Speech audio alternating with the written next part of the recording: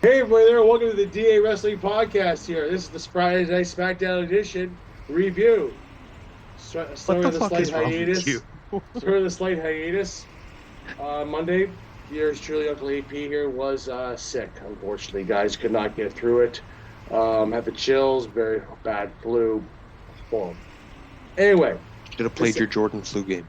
Yeah, probably should have. But I wasn't able to do much at all anyway. But I was at work all the day. Like, what are you talking about? I worked all day that day. Then I came home. I did my Jordan flu game. Anyway, this episode of Smackdown took place in Lyon, France, or Lyon, as in Doug Lyon, who is with us today here on, as always, on the DA Wrestling Podcast here. Doug, how are you doing? First of all, motherfucker. Okay, it is Lion. All right. Lyon. I am Scottish. Oh, okay. Well, it says your name's spelled Lyon with an S. Yeah, and guess what? Chef Mark. Okay. Fucked my name up on purpose for 3 years. It's kind of funny. Yes. Anyway, I'm good. I did actually attempt to get a solo show up, but I was incredibly busy this week. Yes. I am currently in the middle of looking to move. So looking at places, and looking at more listings and applications and stuff. So yeah, and then I'm also transitioning between 2 jobs right now. So that has its busy work. Absolutely. So yeah, that's why there was no show up from last week till now. Yeah, unfortunately, guys. We're apologize for that. But we're going to make it up to you today with this SmackDown review here going into the BackLash. Really quickly, probably do a quick BackLash predictions as well. Really quickly for tomorrow night's BackLash. Probably not much going to happen on the changes as far as titles go, but just to see how it goes anyway. I wouldn't be so sure. Ooh. Well, I think it might be one title changing. And it's not going to be the one. I think there's going to be at least one title change. And it's probably going to be the one match I'm thinking of that you're probably thinking of as well. Yeah, we'll get to it later. We will. So anyway, it starts off with today with Bayley coming out to 8-woman tag, in Lyon, France. Bayley came out to a nice ovation. Now, maybe they edited this weird. Okay. But did you notice Bayley comes out, Naomi comes out, but then Tiffany Stratton comes out, Damage Control comes out, and then you get their partners of Bianca and Jade. I noticed that. It was kind of weird, actually. Crazy, right? Yeah. That was so odd to me. But Jade Cargill, though, for a woman who is just recently debuted at the Royal Rumble, and then re-debuted, if you want to call it, at WrestleMania, had a pretty big ovation for somebody who is really brand new in the WWE, considering she was with AEW. Now, again, yes, she got a lot of that because of her really, really good run in AEW. Yeah. That being said, the thing with these international shows, especially when you go overseas that don't get televised events, a lot. Because trust me, you're going to see it in Germany too. Yeah. And you're going to see it in Scotland in June. Okay? Mm. The thing is they're so starved for big shows. Like, think about us. Like, we're Canada, right? Yeah. Like, I mean, we're right next door. But even so, big events don't come here very often. Not as often as you may think. Yeah. We get house shows, though. We get house shows. We get lots of house shows, and so do they. They get a couple a year. So do we. Yeah, the European tour after WrestleMania. Right. But they go overseas a couple times a year. But what I'm saying, I'd say AEW goes over more often than say WWE at points early on in their career for sure. I think AEW, I don't think has ever run house shows. They've run like pay-per-views. Yeah. So, well, they ran Wembley. They ran Wembley, yeah. But what I'm saying is, especially you've seen it tonight. Yeah. Unless your name is Karrion Kross, or you have anything to do with the Final Testament, you were getting a hero's welcome. It's true. Okay. Again, maybe it's just the cool thing to like not react to Karrion Kross. Because, I mean, they came out for a match against New Catch Republic later on, but yeah. New Catch had a pretty big ovation, actually. Right. Like and they're British. Like I said, everybody did, unless your name is Karrion Kross and the Final Testament. It'd be a Final Testament thing. I don't know, man. Who knows? He's trying. I dig it. You know, I like Karrion Kross. I just don't. I think he's better in NXT. Anyways, babyfaces win the 8-woman tag. Yeah. Setting up both matches. Yeah. Yeah. And after that, we go to the back, and Carmelo Hayes is there, and they do a review of last week's match with Cody and him getting called up to the ring roster.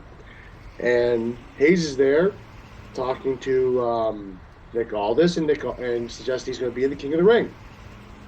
And which brings out Bobby Lashley, who tries to give him some nice veteran advice, and basically Carmelo Hayes just spits it back in his face. Yeah, they're teasing that. Yeah, it seems like that's going to be the first feud for Carmelo Hayes with Bobby Lashley.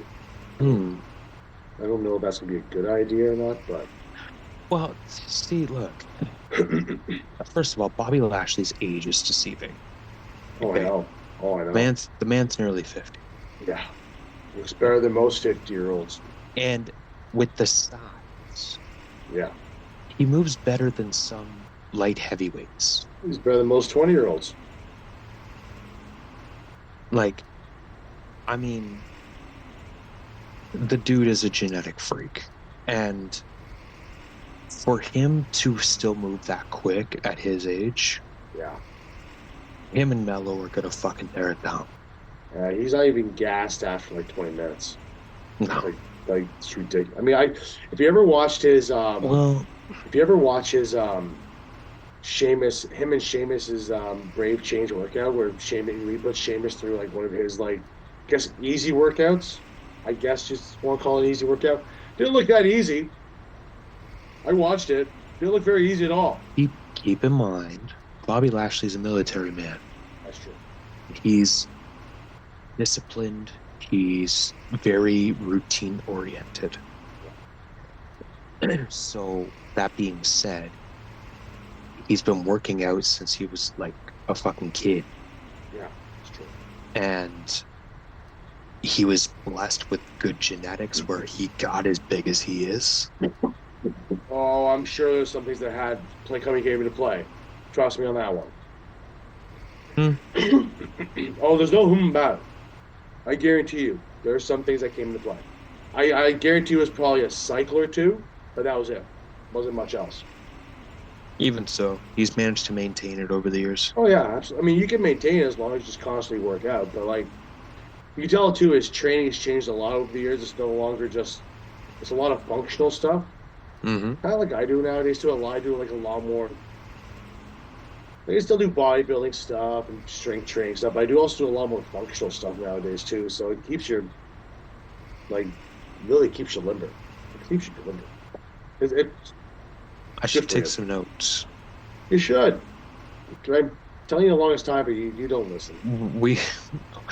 No, listen, there's a difference between me not listening and me just straight up not having the time. Anyway. But yeah, I actually am excited to see where that goes between Lashley and Mello. Yeah. Next match of the card was the AOP. Here we go. The AOP comes out. Before that, though, was New Catch Republic, who are British, and they got a huge ovation Probably because Pete Dunne and Tyler Bate both also wrestled around that area for a few times as well. So I'm assuming they have. Well, yeah, they did the whole European circuit before joining WWE. Oh yeah, for sure. And they've been around for a while, so. Anyways, the AOP crashed them. They went over what led to this match last week. AOP, we covered it on Smackdown. Yep. AOP attacked New Cash Republic in the back. Yep. And then Tuesday, AOP was taking on Axiom and Nathan Frazier for the NXT tag titles, and New Catch got him back and cost them the titles. Yeah. Kind of shocking. Right. But yeah, so with some help of Karrion Kross taking out Tyler Bate on the outside, AOP wins with the powerplex. After that, though, we cut to the back there, and Paul Heyman's talking to Nick Aldis, and you know what? I love Nick Aldis as a general manager. When I saw this quote when I was at work. Yep. Because keep in mind, this SmackDown was in France, so yep. it aired live. Yep. In France. Yeah. So 5 hours ago before this. Yep. So when I saw this quote, go ahead. So Paul Heyman's talking to Nick Aldis. He's basically begging them to take Orton and Kevin Owens out of this match for their own safety, because Solo Sikoa and Tama Tonga are going to basically, destroy them. Tama Tonga is a fucking purebred savage. I love Tama Tonga. Nicest guy in the world, though, apparently. You should. Okay, look. Have you ever gone back and listened to Talking Shop? No, I haven't heard them in a while. With the Good Brothers? I haven't heard them in a while, no. Okay, so if you listen to the early incarnations of that show, yeah, like Tom is on there once in a while. Yeah. Because it was like a Bullet Club podcast. Yeah. Except they just brought along Rocky Ribeiro for the ride. Yeah. Yeah, so Tama is a nice guy. Yeah.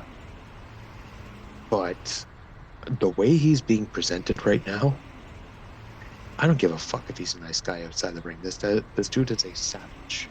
Yeah. So, came to also an admission was admitted by Paul Heyman.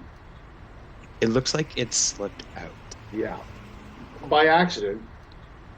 That Paul Heyman was the one that took Roman Reigns out of the draft. And he hasn't spoken to Roman since WrestleMania. Nick Aldis wasn't very pleased by that, and told Heyman that you could go out to the RKO show, and you could tell Kevin Owens and Randy Orton that they shouldn't be in the match. I love Nick Aldis as a general manager. He's just great. He's great. I can't wait till he heals and then someone pushes him to the point he gets back in the ring. Oh yeah, he's great. Cut to the RKO show. First guy out of the show is Randy Orton, and I'm telling you, this crowd sung every fucking lyric to that song. Honestly, it really goes to show you how, despite Randy Orton's past and being a world-class piece of shit, as a lot of people have called him, and he himself has said that he wasn't the greatest person. But over the last 15 years, he's been fucking as good as good can be. But the amount of respect people have for Randy Orton and love Randy Orton for what he has done, especially in different parts of the world, because you always see it in the U.S. or in Canada. You know, you get the cheers for Randy Orton, right? But you go somewhere else, though, like France, or like it's in Germany that's coming up, or in England, or whatever. You see the amount of outpouring respect and love for Randy Orton It's quite amazing, actually. It's well deserved, though. It is. I'm not saying it's not well deserved. I'm just saying it's fantastic. I remember going to my first show. Yeah. Was Unforgiven 06. Yeah. And actually, the first time I had ever heard anybody cheer for Randy Orton was a show that you have told me you were at the night he won the world title. Yep. From Chris Benoit. Yes. And even so, like, in 06, like, you know, that crowd still gave him a standing up. Yeah. Like, you hear it all around the business. He is the most naturally gifted talent that the business has ever seen. Yeah. He's so good that he doesn't even know how good he is. Yeah. So, you know, which is honestly why I really wish we had gotten that Reigns Orton 45-minute fucking title match. We may still get it somewhere down the line. You never know. I know. I mean, to be fair, Roman's going to be a fucking mega babyface when he gets back. That's why he probably turned Randy Orton mega heel. Oh, that's easy to do. Oh, yeah. That's so easy to do. Yeah, Randy's a natural heel. He really is. At this point of his career, yeah, like he's kind of like grateful, like he's back, he's healthy. Here's the thing. It's only a matter of time. If there's one thing about Randy Orton, that dude will turn on anybody. Yep. It's an RKO way. That's it. Yep. In fact, I'm waiting for him to do it, Kevin. I don't even think Kevin's going to be the one that eats it. Oh, I think Orton turning heel is going to be him dropping Cody. That'd be the most logical sense, to be honest with you. That's how Orton is going to challenge for the title after this Styles feud's done. Oh, that's a good point. Yeah, because Orton is staying on SmackDown. So, yeah, that makes sense. And if you were to believe the reports that were coming out today, apparently this is allegedly, according to, I believe, the Observer, okay, that there is no like big story plans for Cody until Rock and Roman come back. That's going to be Randy. August. So you got Randy. So you still have like 3-4 pay-per-views. three pay-per-views to go before you get to SummerSlam. Yeah, you can stretch that Cody thing with Randy for a while. So what I'm thinking here is Cody beats AJ. You give him a rematch on SmackDown in a couple of weeks. And then Cody issues an open challenge. And he's going to get dropped by Randy Orton. Or something is going to happen. Right? Yeah, the Cody Randy feud is inevitable. It's going to happen, right? It's inevitable. It's inevitable. There's no way it doesn't happen. Because again, that's another kind of factor to Cody's story. Cody's story. And Randy's. It's a chapter that has to be written. Right. So this is like the whole student versus teacher. Yeah. And the part of that story that I feel doesn't get told enough is when the student comes back to surpass the teacher. Yeah. And I think that there's a story to be told with Cody and Randy that you can do that. Well, I think you push that on for like 3 months if you want to. If you make it good. Even so, you could hold it off to the fall, post SummerSlam. Because I don't see The Rock beating Cody. At SummerSlam? Yeah. Not the reports are saying that Cody's supposed to hold that thing to Mania. Well, that's the thing. Right. But plans have changed and passed. Right. So. Because the rumor is The Rock's coming back for SummerSlam. That's the rumor here, yeah. So. But anyway, after that, Kevin Owens comes out to another response and was speaking French, which is quite nice to see. Although, kind of interesting though, because a lot of people in France consider Canadian French to be a little come see, come say. But je ne sais pas parlez-vous français.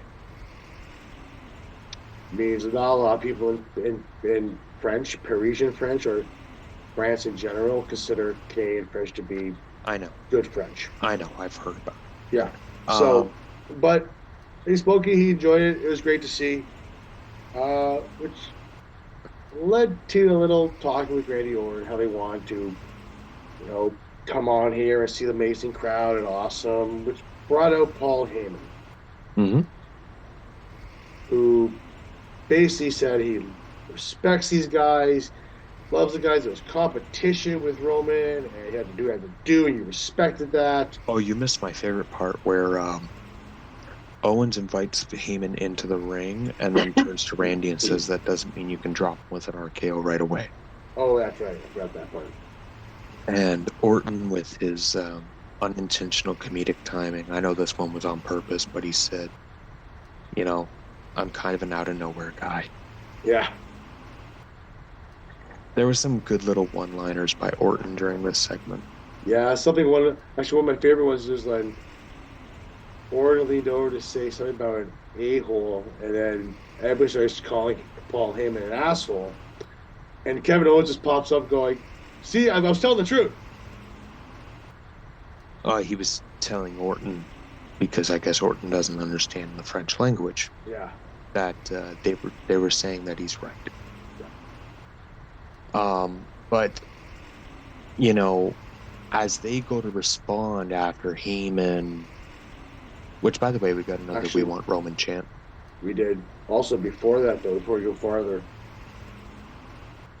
So Heyman was saying how much he respected it was competition. But he referred to Solo and Tama as being a different type of bloodline. Whereas respect and all that stuff is out the bloody door. Do you buy the rumor that and saying that who the real tribal chief is? No, but there's a lot of hype about Jacob Fatu showing up tomorrow during this match. Good possibility. A very strong possibility. Well, he's already been delayed by a week and a half. He was supposed to debut last Smackdown. So, good possibility he shows up there. And I heard Silla might be down the pipeline too. Now they said when Randy Orton asked Paul Heyman who the real tribal chief is. Who do you think Paul was going to say? Because Paul said everyone out there already knows who the real tribal chief is. So, Roman Reigns. Are we implying Roman Reigns at this point, or are we implying it's actually The Rock? Ooh. Because I think Paul knows it's The Rock. Call him a shot right. Or are we implying that the tribal heir decided to take the throne? Ooh, that's true too. So we have 3 possible tribal chiefs here. Is it still Roman? Is it The Rock, who's always been the tribal chief? Who's that Roman play around as the actual tribal chief? Or is it the new heir apparent taking the throne early? Interesting. Comment down below. Like, share, subscribe down below if you're liking the podcast. And on YouTube here. Follow, comment every way, man. Comment down below on this one. I want to know who people think is the actual tribal chief at this point. Yeah. That being said, Tama Tonga and Solo Sikoa jumped the guys from behind and started a big out brawl. And Randy got a few throws in a few security guards. Yeah. He hit his backdrop on the announce table to one of the security guards. No RKO on this show. No. Well, I guarantee there's going to be one tomorrow. I figured Orton would have just dropped one of the security guards with one. No. There's going to be an RKO tomorrow. But. So what do you think's going to happen tomorrow? The stun gun or the RKO or both? Oh, both. You think both? Definitely. Both. Both? So Solo will eat an RKO. Yeah. You think and then right after that, Roman's going to hit the stun. He's going to hit the stun gun on Orton. Who takes the... Oh, we'll talk to them in quick predictions at the end. So, that was a great segment. I actually loved it. It's probably my favorite segment of the entire night, to be honest with you. And then tag title match, right? After that, we had LA Knight versus Angel from Leonardo. Quick match, nothing crazy here. You would swear LA Knight was God. Yeah, he got probably the loudest reaction of the night. He is very over. Well, hold on. Not the loudest, though. Well, yeah. Cody. Who got the loudest? But LA Knight won with blunt force trauma. Match over, nothing crazy. Declared for the ring, King of the Ring. Yep. Same with Santos. Yep. Be interesting to see what happens. That's gonna be interesting. King of the Ring. Actually, it's probably the most exciting King of the Ring I've wanted to see in a while. If you think about it. Bobby Lashley, Drew McIntyre, Carmelo Hayes. Gunther's winning this. Yeah, I think Gunther's probably. I think this is how Gunther gets his title shot. All the way in September, though. Remember they did King of the Ring, and then Brock won, and then like 3 months later, it was 2 or 3 months later, Brock got it. It was only 2. Berlin's in August, just so you know. What? The Berlin show's in August? In August. I found out it's in August. I thought it was like the first week of September. It's like in August. I think it's like just before SummerSlam. Or just after SummerSlam. That doesn't sound right. We'll double check it, but I've heard it's in August. That doesn't sound right. Hold on, let's just take a look here.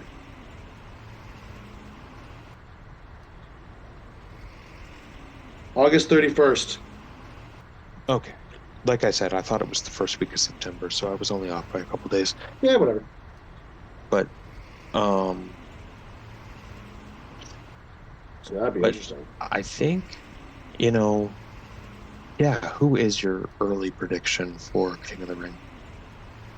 I'm liking King of the Ring right now. I haven't been this excited for King of the Ring since the last one. The last really good one, which was basically Austin winning. That's not true. The one that Lesnar won was a good tournament. Actually, that's true. Well, that was the whole Austin took his ball and went home. That's what made that one interesting. But Brock won, and Brock beat The Rock that year at SummerSlam. It's a great one. There you go. That was a really good SummerSlam, actually. With Brock, everybody turned The Rock. It was great. Victim circumstance. Yep. Next big thing, Paul Heyman.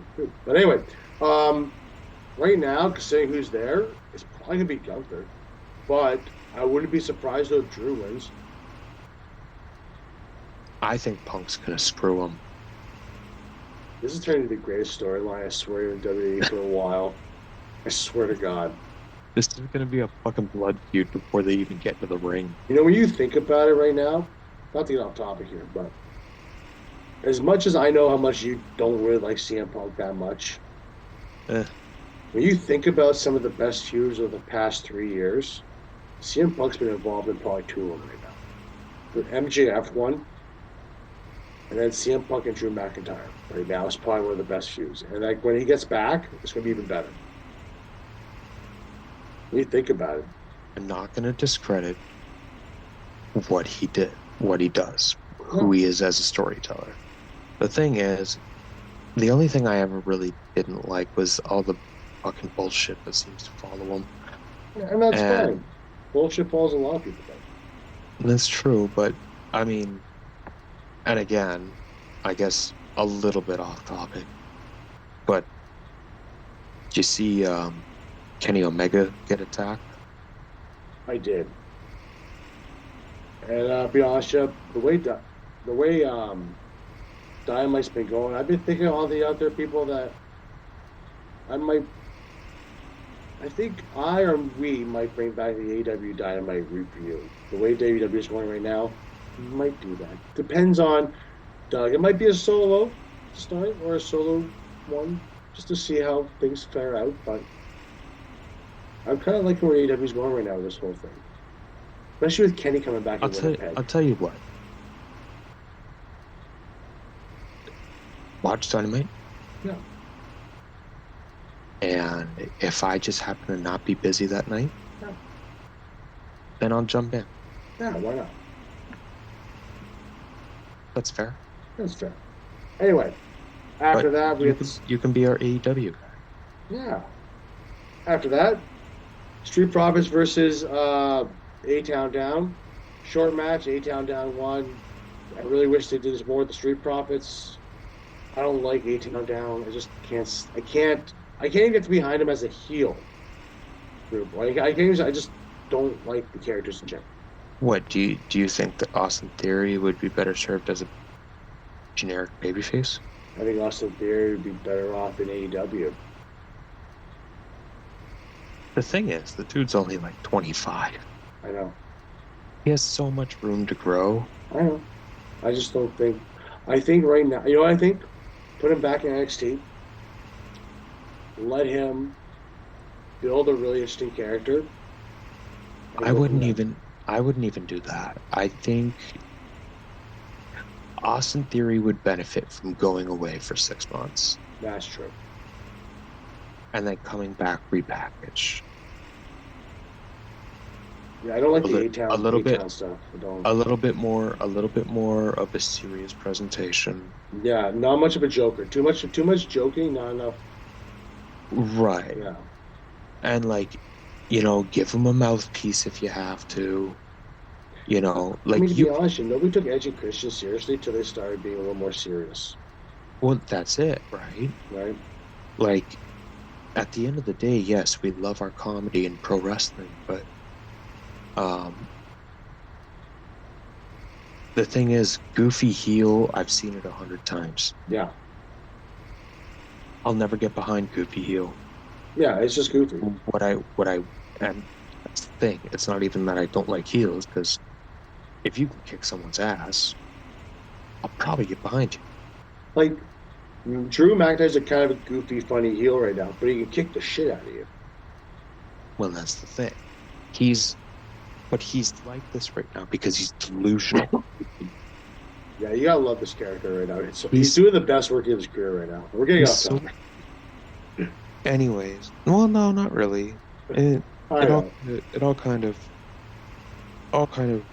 it's molding together. Although Drew's post on CM Punk was hilarious, though. The CM poop. Oh, was he? I can't remember what it was, but something like you get bullied by children now. It's fantastic. Like yeah. Best trolling internet right now, fair, I swear to God. To be fair,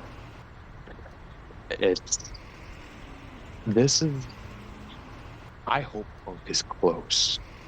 I think he's pretty close, actually. I hope he's close. That brace is off. Yeah, I did see that on Monday. Yeah. And he brought back the old CM Punk Best in the World shirt.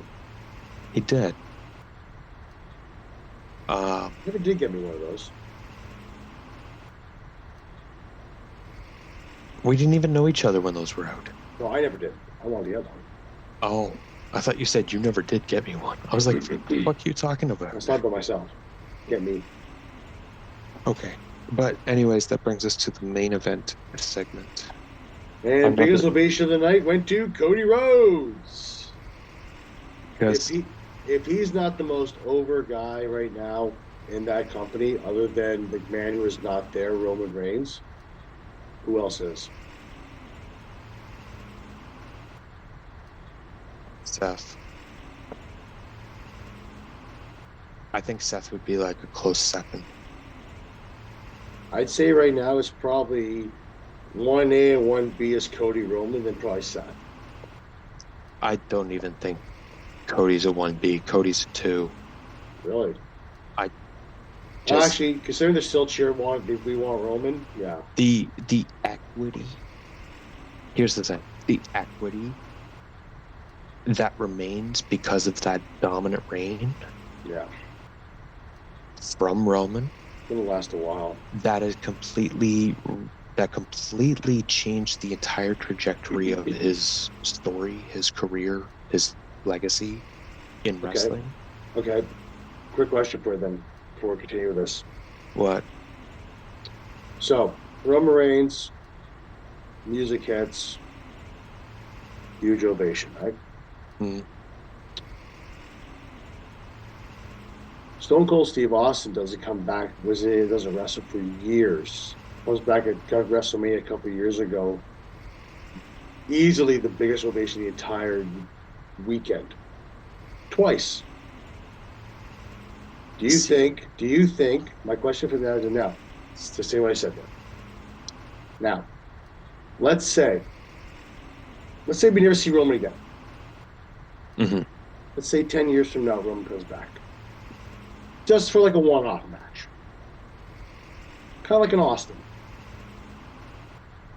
Does he get the same reaction with that same music? Or do you have to do the Shield? No, as long as it's the Tribal Chief music, you'll always get reactions. Here's the thing. Okay? You're comparing arguably the most popular superstar of all time. It's hard to argue that, considering. I mean, the only other argument I would give is Hulk Hogan. When you look at the numbers, it's Austin. For sure. By far. Ric Flair himself has said it.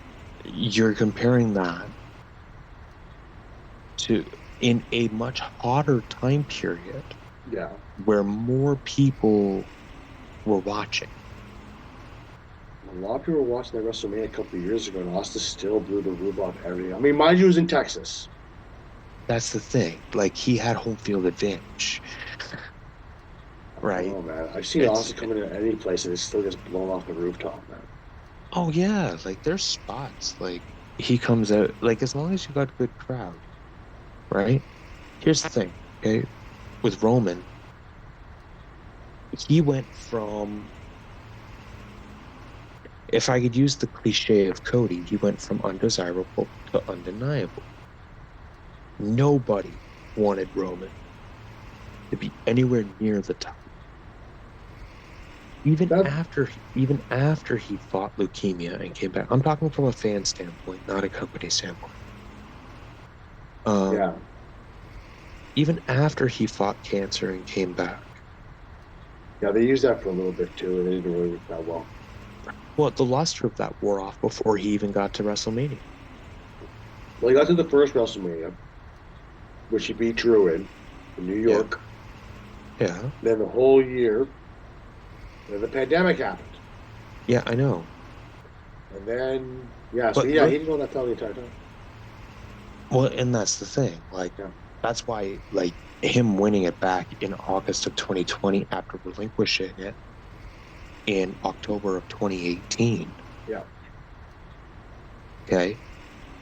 Almost 2 whole years, and he never even got another match. Yeah, because the match he was supposed to have was against Goldberg.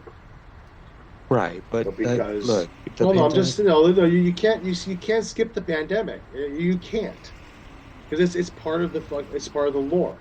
But listen to what I'm saying. That's fine. From WrestleMania 35, he had that really boring feud with Shane and Drew. Insert Undertaker at some point. Oh yeah, I remember that part. And then I couldn't fucking tell you what he did for the rest of the summer. Actually, that was the summer.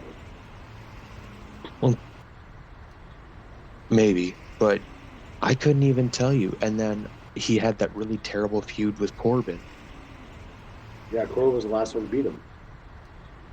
Right. But, like, the last person to pin him in a one-on-one match until Cody. Yeah. Right? So, and, like, fans just still shit on him. It took fans going away for a year and a half. It took fans going away for a year and a half. Yep. And Roman taking full advantage of being in complete control. Yeah. Of his environment. Yep. To work on his storytelling, work on his promo. I don't think anyone really doubted him in the ring. No. But that was never a question.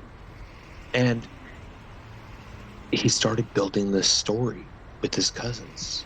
Yeah. And, you know, he started just decimating everybody, and it was this new attitude, and it was like almost like a cult-like leader. Yep. And by the time fans got back in July of 21, yeah, Roman's the hottest thing in wrestling. Yeah. Right? So undesirable at the end of 2019. Well, I think it's interesting though too to note though too how he won that world title or that universal title.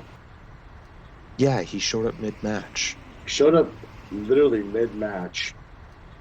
Walloped them both with a chair, hit us on and Strowman. Was it Strowman who took the pin, or was it the late? Yeah, he didn't even pin the Fiend. No, because Strowman. The funny part is too, the Fiend never got that. They were supposed to do a Fiend versus Reigns, but it never got executed. Because after that, I believe the Fiend went into that weird feud with Randy Orton. Yeah, I think it was that, or just something with politics involved. But anyway. No, so what I'm saying, you're right. Both Strowman and the Fiend never got a rematch with Roman. Yeah, but Roman was at the center of perhaps the greatest long-term storyline ever written. And I don't think that's one of the best long-term storyline since the McMahon-Austin feud. I would argue... But this one went longer. I would argue that when you look at the layers, so many different layers, where the seeds of this were planted 10 years prior. Well, 10 years to current day anyway. But this all started because Seth Rollins taught Roman Reigns not to trust anybody. Keep that in mind. That's actually a match that people are going to be that they're saying they're going to redo once Roman comes back, is to complete the whole story will be Roman versus Seth. Good. I hope I see it again. I hope they do it. They never miss. And they never actually, because the last time Seth and Roman really, he beat Seth with a chair as a payback, which was a great callback at WrestleMania.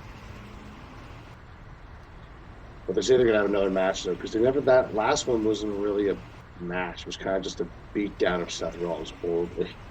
No, it actually, go back and watch it. It's like a 20-minute match that ends in it's like a 15 DQ. It's a 15-20 minute match that ends in DQ because Roman has Seth in a guillotine. Seth is on the ropes, and the ref is pleading Roman to get off of him, and Roman just says he won't let him go. Oh yeah, that. Okay. Go back and watch that. That was great. Was that the Rumble? Yeah, that was the Rumble in 22, I believe. I think I have that actually on DVD. Not DVD, on stream. Anyway, AJ Styles, Cody Rhodes. AJ basically talked how Cody and him didn't go the same way. And how people seem to think that AJ is past his prime and he's not the phenomenal one anymore, and which Cody was quick to dismiss that notion. Yeah, which I don't think anybody's. I know I've never heard anybody say, because even Cody says who? Because I've never heard anybody say that. No. Like, ever. No. About AJ Styles. I've never once heard anybody say that AJ's washed or anything like that. Because Yeah, that I haven't dude. heard anybody say that. I haven't heard anybody. I haven't heard Meltzer say that. I haven't heard anybody in at what culture, any podcast, nothing. I've never heard anybody say that. Right, but whatever. Like that's the whole point. Is But it's interesting though. yeah, AJ's kind of delusional because he's a heel. Yep. But he even threw a Stardust. Yep. A Stardust at Cody. And look, it was like your typical go home promo. I'm gonna beat you. I'm gonna beat you. Slap Cody though. He did, but I think Cody kind of deserved it by bringing up the Bullet Club. Yeah. Cody deserved that because, listen, Cody was like the right-hand man at best to Kenny Omega. Yeah. AJ led the fucking group. It's true. That was AJ's fucking group. Yeah. Okay. There's a guy named Cameron Tong who could sit there and say that too. Right, and actually, I believe yesterday or today was the anniversary of AJ winning the IWGP Heavyweight Championship against Okada the first time. And it's like the 12-year anniversary of Bullet Club. Yeah, something like that, yeah. Forming? 2003? No, 2012 or 2013. Yeah, it was 12 or 13. Sorry, I don't know why I said 2003. Yeah. Oh, the time's changed up, right? Although, to be fair, I think both AJ Styles and Finn Balor were wrestling at that point. They were already wrestling at that point. Well, I know, definitely AJ was. AJ was like NWA Heavyweight Champion in 03. Finn Balor was in Ireland. Wrestling in Ireland. But that was basically Smackdown. Mm-hmm. All right, quickly, predictions for the Backlash. All right. Let's just go with the obvious one first. Kabuki Warriors versus Bianca and Jade Cargill. Bianca and Jade Cargill. Absolutely. There's no way they are not winning these titles. There's no way. It's already written the stars. It's all over the place. It's done. I went to go see Sister Rita. Yeah. She told me the future. Yeah. Bayley versus Naomi versus Stratton. Now we've already said Bayley retains. I think Bayley returns as well. I'm still sticking with my Stratton winning the Money in the Bank. So. Yep. Damian Priest versus Jey Uso. They do feed Jey Uso to Damian Priest. Absolutely. Jey Uso's definitely getting fed to Damian Priest. 100% he is. 100% he is. Next month they're in Scotland, okay? Oh, yeah. If you don't think for one fucking second that Drew McIntyre is not leaving that show as World Heavyweight Champion... You think Damian Priest is going to be that kind of a traditional champion, that transitional champion? Yes. Do you think then that Damian Priest gets the title, sorry, Finn Balor cost him the title? That could happen. That's a possibility. I know that's going to bring around the ringer a little bit. That's a good storyline. That's a good storyline reason for Priest to lose. Absolutely it is. How badly do you... Okay. Randy Orton and Kevin Owens versus Tama Tonga and Solo Sikoa. How badly do you want to take KO and Orton on this one? Oh, I don't think they're going to take it. I think I think this is a Solo Sikoa Tama Tonga win no matter what. I think it is too. I think. Okay. I'm going to throw a twist. Sure. I only get a point on this match. Okay. If Jacob Fatu interferes and costs Orton and KO. Yeah, but that's probably going to happen. And if the odd chance that it doesn't, then I don't get a point for getting this right, and you do. Let me just say this. How about we both think that's going to happen? How about we both just say this?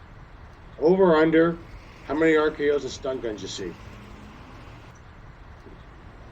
I'm saying 3 RKOs and at least 2 stun guns. So you're setting the over-under at 5?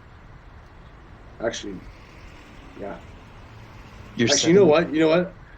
Actually, you know what I think? I think you see at least 3 RKOs, and a stun gun's the one that ends it. So you're setting the 4. over-under at 4. Yeah. I'm gonna go under. Okay. I think you're gonna see 3. Okay. 3 RKOs. You're gonna see 2 RKOs. 2 RKOs and a stun gun. And a stun gun. I think the stun gun is the one that ends it. Because listen, what better way to establish Tamatonga more than you already have than by having him pin Randy Orton, a 14-time world champion with essentially his own move. Yeah. And the thing is Orton's bulletproof at this point from a character perspective. So like him taking a loss ain't gonna hurt him at all. I mean, to be honest, it wouldn't even hurt Kevin. No, you're right. It wouldn't hurt Kevin either. Which, by the way, actually, we did miss that. They went to the back and they were brawling to end the show. That's true. It ended the show brawling. They faded to black while they were still brawling. Yeah. Actually, Kevin Owens and Tom Matonga were both basically fighting each other at one point. Mm-hmm. I actually have to go look up to see if those two ever wrestled before, because they seem to get along really well fighting each other, but they haven't. Owens and Tama Tonga. I looked it up. I couldn't find shit. No, I don't think they've ever touched. All right. Because when Owens was in... When Owens was in Ring of Honor, and they started that New Japan relationship in 2014. Yeah. Did you know that Kevin Owens and Shinsuke Nakamura had a match outside of WWE? I kind of knew about that. I kind of heard about it, but I never actually saw it. Yeah, it was one of Kevin's last Ring of Honor matches, actually. It was Kevin Steen. Mm-hmm. But, yeah, so they never really interacted because Kevin Owens wasn't, like, a main event guy anymore in Ring of Honor. Yeah. That was like the Adam Cole, Michael Elgin era. Mm. So, Jay Briscoe. Actually, Briscoe's versus the late Jay Briscoe. Actually, his brother against the Wheels of Destiny numerous times. Hell of a matches. I actually wanted to go back and watch those. So I saw some today. I'm like, I kind of want to go back and watch this now. Anyway, Cody Rhodes versus AJ Styles. There ain't no way Cody's losing this match. No, this is a very predictable card. It's also a very short card too, but probably be a lot of excitement for those several hours. Yeah, I think they're giving a lot. I think they're going to be given a lot of time. Full disclosure, I'm going to be out of town tomorrow. I'll have a recording. I'll be at work all day, but I'm going to watch when I get home. So we're going to aim to do this Sunday night. The BackLash review. If not, then we'll just add it into our Raw review Monday. Yeah. Things are busy for both of us right now. It is a busy time, but we are doing our best to stay up to date on everything. Like I said, we'll probably bring back the Dynamite review. We'll see how we do with that. Possibly on Wednesday, we're going to see what that is do. And keep a lookout, because I might start doing some more shorts again, folks.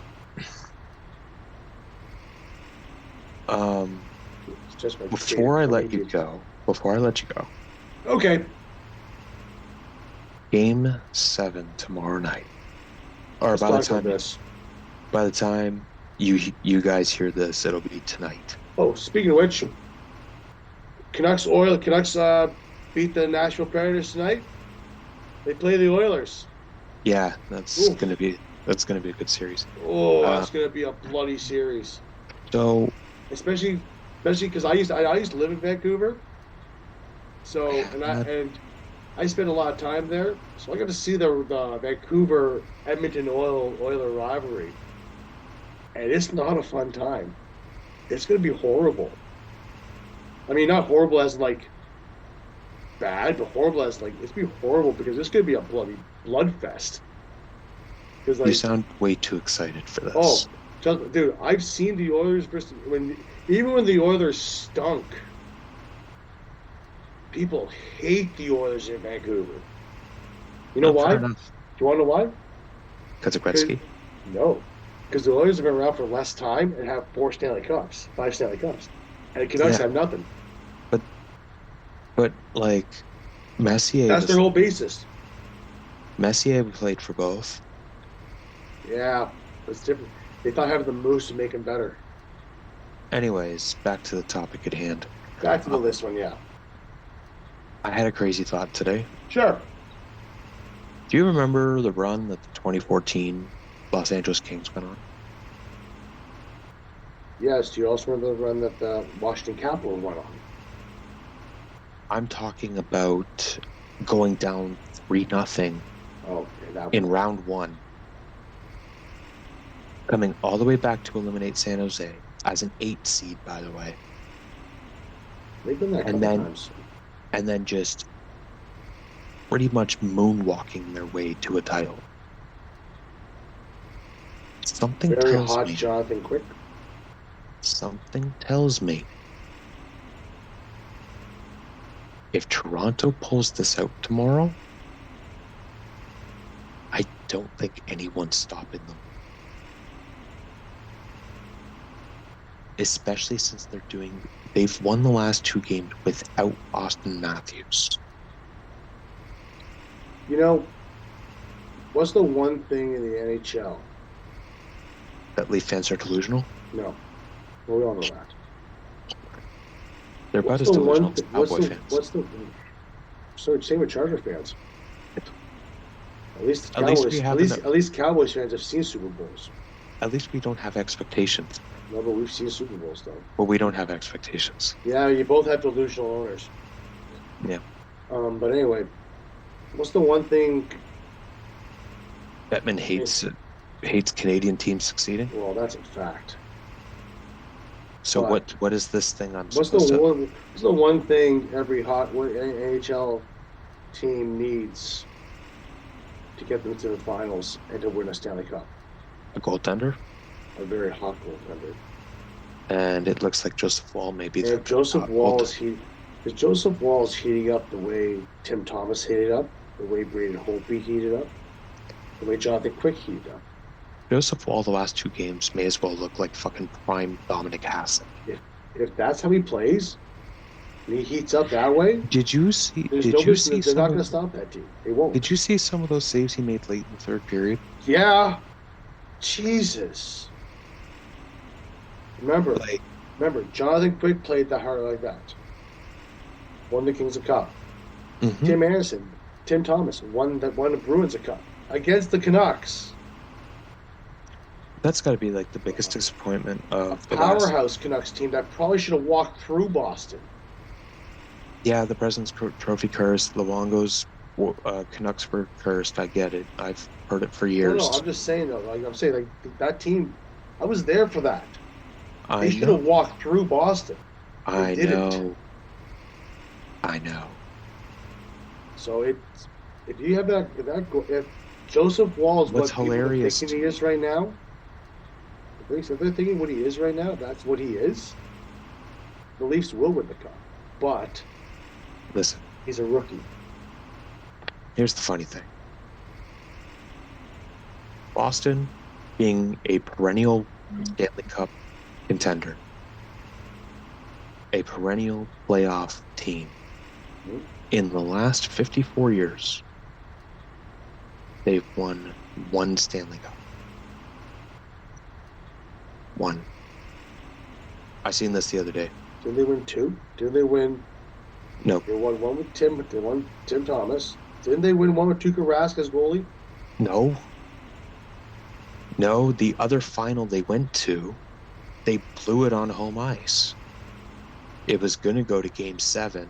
There was less than a minute left, and they decided to let the 2013 Chicago Blackhawks not only tie the game, but then score the winning goal 30 seconds later to win the Stanley Cup.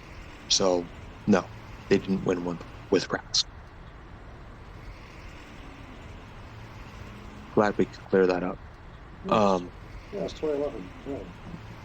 Yeah. So, anyways, it's going to be an exciting game tomorrow. Lots of good hockey going on. Dame, Giannis, and the boys are out. Saw that coming.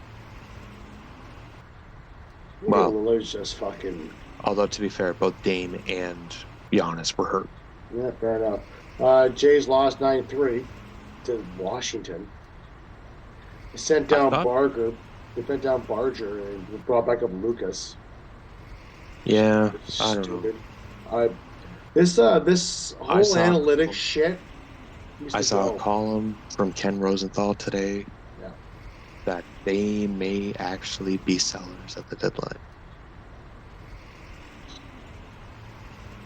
You know what? Here's an idea.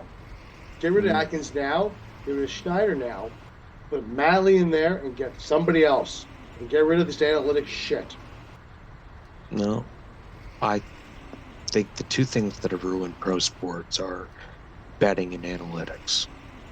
Analytics is a big thing. And they kind of go hand in hand. But anyways, that's a story for another day. Yeah. I just want to say to our listeners, it's a busy time right now. We're going to do our best to keep our regular schedule, but we apologize ahead of time if we miss a show or two. Can't help our health sometimes, folks, and things go on in life. Yeah, life happens. Like, bear with us, folks. On that note, go follow us on YouTube. For anyone that listens on Google Podcasts, on June 23rd, it's all moving to YouTube Music. So go find us over there. And follow the show, Instagram, DA Sports Podcast. On Twitter, DA Sports Pod.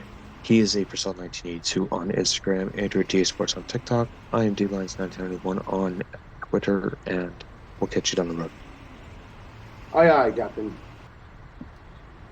Have a good one, everybody. Stay well. Keep your friends close by you. And have your pets spayed and neutered, just like Bob Barker used to say. Good night, everybody.